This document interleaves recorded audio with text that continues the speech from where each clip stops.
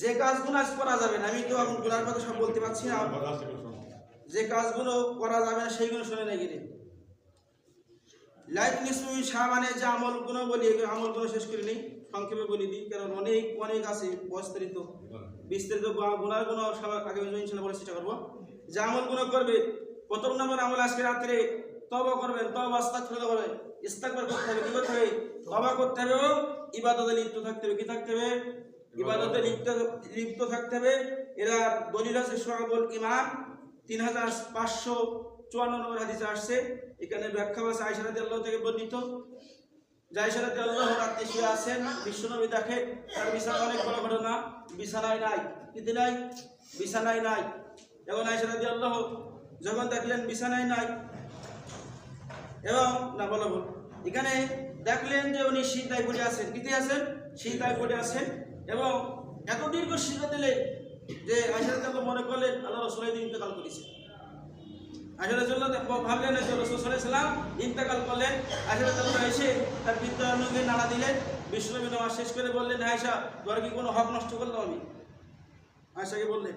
এবং তখন আয়েশা রাদিয়াল্লাহুকে বললেন, হে আয়েশা তুমি কি জানো আজকে কোন রাত? বলছে কি বলছে? তুমি কি জানো আয়েশা আজকে কোন রাত? আজকে কি মধ্য শাবান, মধ্য রজনী। আজকে আল্লাহ তাআলা কোন ব্যক্তিকে ক্ষমা করে দেয় কিছু রোগ ব্যতীত। কেন আসছে অনেক ব্যাখ্যা যায়, কখনো বলবো না। 2 নম্বর আমল আছে দীর্ঘ সময় ধরে নামাজ পড়া। 3 নম্বর সম্ভব হলে একাকী কবর জিয়ারত করা, যাদের পিতামাতা চলে গেছে তাদের কবর জিয়ারত করতে হবে। এবং দিনের বেলা রোজা রাখার ব্যাপারে অনেক ইখতিলাফ আছে, কিন্তু এখন এই বিষয়ে বলবো না। এবং সর্বোপরি অবস্থায় নিজের গুনার জন্য আল্লাহর কাছে তওবা করা, কি বললাম? নিজের গুনার জন্য তওবা করতে হবে, গুনাহ ছাড়তে হবে। এবং এই রাতে নিজেকে গুনাহ থেকে মুক্ত করার সংকল্প করা, ইচ্ছা করা, কি বললাম? এই রাতে নিজের গুনাহ থেকে নিজেকে সংকল্প করতে হবে, ইচ্ছা করতে হবে। এবং সমাজে যে প্রচলিত বিধানগুলো বিদআত আসায় গেলে সেগুলো বিদআত করা যাবে না, নাজায়েজ, ইসলাম বিরোধী হয়ে যাবে। 1 নম্বর এখানে অনেক বড় হাদিস আসছে যে আজকে রাত্রে হালুয়া রুটি করা যাবে না, কি করা যাবে না? হালুয়া রুটি আয়োজন করা যাবে না, মসজিদ সাজসজ্জা করা যাবে না, মসজিদ লাইটিং করা যাবে না, বাইরে আগরবাতি ধরানো যাবে না, মোমবাতি ধরানো যাবে না।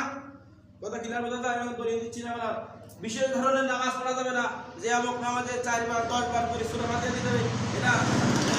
এটা দেখা যায় মকসিদুল মুমিনিন বেশি পাওয়া যায়। এটা এর মধ্যে অগণিত হাদিস যুগান আছে এর মধ্যে।